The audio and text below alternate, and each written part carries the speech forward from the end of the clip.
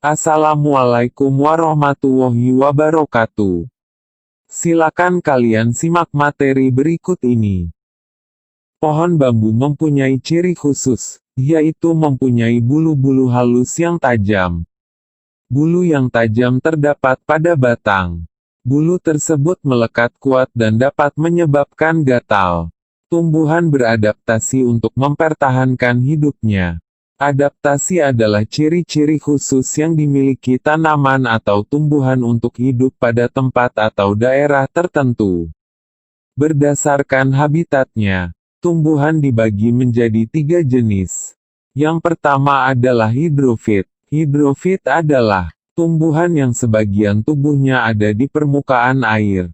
Akarnya berada di air, memiliki rongga udara dalam batang atau tangkai daun. Daunnya muncul ke permukaan air. Contoh tumbuhan hidrofit adalah kangkung dan enceng gondok. Apakah kalian suka makan kangkung?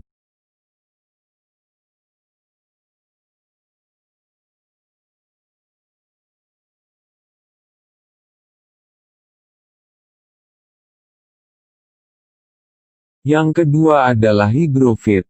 Higrofit adalah tumbuhan yang hidup di daerah lembab.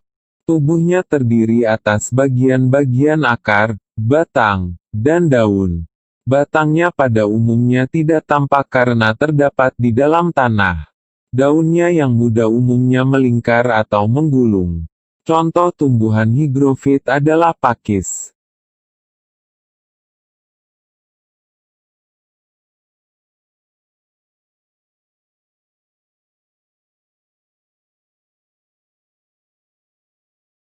Dan yang ketiga adalah xerofit. Xerofit adalah tumbuhan yang hidup di daerah yang kering. Tumbuhan ini memiliki daun tebal, sempit, kadang-kadang berubah bentuk menjadi bentuk duri, sisik, atau bahkan tidak mempunyai daun. Batangnya tebal dan mempunyai jaringan untuk menyimpan air. Akarnya panjang. Contoh tumbuhan xerofit adalah lidah buaya dan kaktus.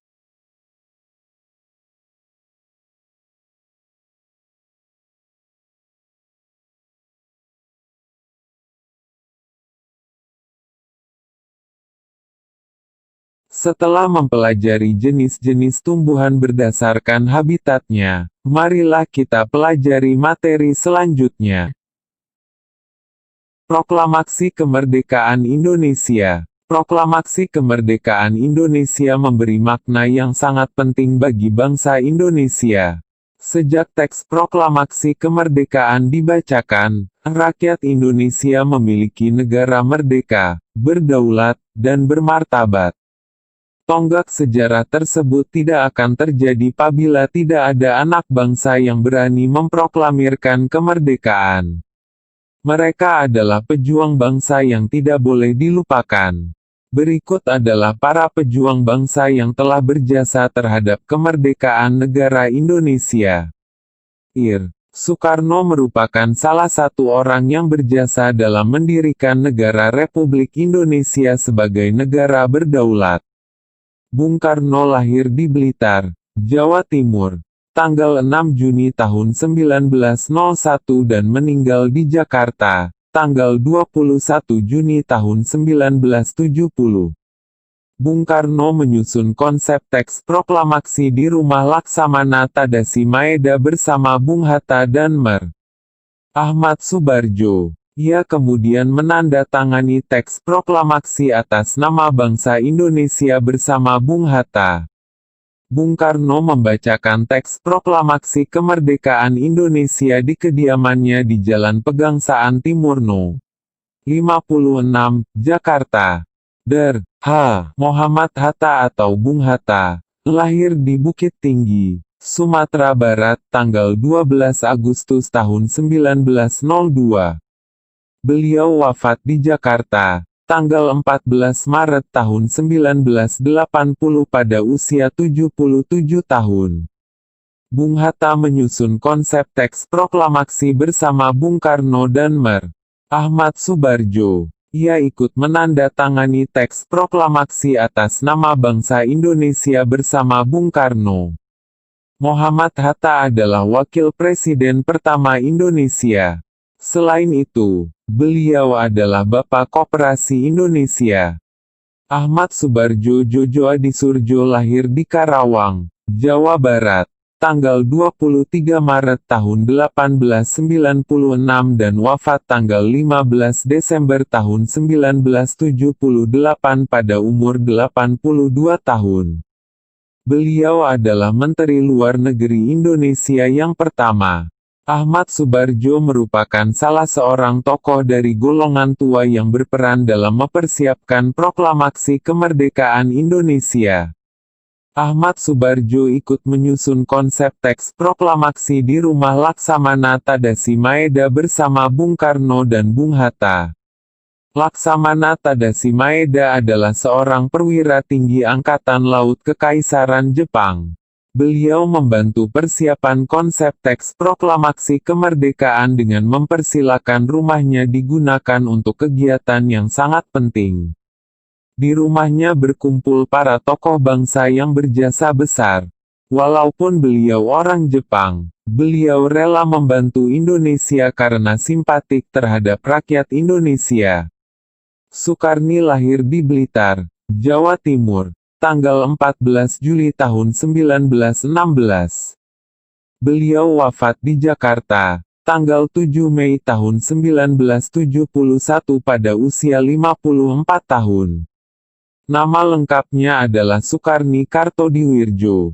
Sukarni adalah salah seorang tokoh pemuda dan pejuang yang gigih melawan penjajah. Sukarni mengusulkan agar yang menandatangani teks proklamasi adalah Bung Karno dan Bung Hatta atas nama bangsa Indonesia. Fatmawati yang bernama asli Fatimah, lahir di Bengkulu pada tahun 1923 dan meninggal dunia di Jakarta pada tahun 1980. Beliau dimakamkan di Taman Makam Pahlawan di Kalibata, Jakarta.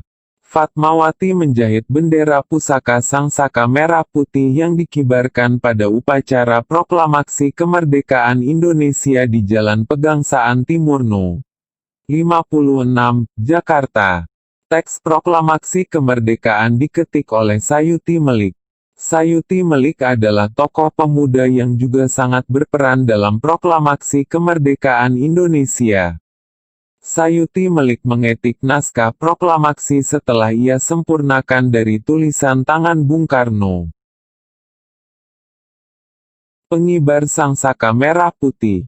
Peristiwa proklamasi kemerdekaan melibatkan banyak pihak. Salah satunya adalah mereka yang mengibarkan Sangsaka Merah Putih. Berkibarnya bendera merah putih menegaskan berdirinya negara Indonesia yang merdeka dan berdaulat. Abdul Latif Hendraningrat adalah salah satu pengibar bendera pada tanggal 17 Agustus tahun 1945 di Pegangsaan Timur, Jakarta. Ia adalah lulusan Sekolah Tinggi Hukum. Saat menjadi mahasiswa, ia mengajar bahasa Inggris di beberapa sekolah menengah swasta, seperti yang dikelola oleh Muhammadiyah dan perguruan rakyat. Ia juga ditugaskan ke New York untuk memimpin rombongan tari. Abdul Latif Hendraningrat pernah menjadi pasukan pembela tanah air (PETA), dan ikut dalam berbagai pertempuran.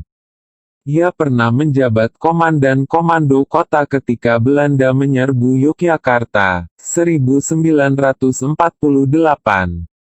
Kemudian ia ditunjuk sebagai atase militer RI untuk Filipina, 1952, lalu dipindahkan ke Washington hingga tahun 1956.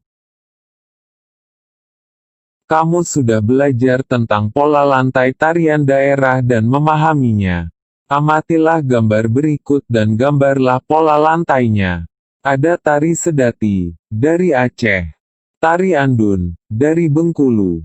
Tari tandak, dari Riau. Tari tambun dan bungai, dari Kalimantan Tengah.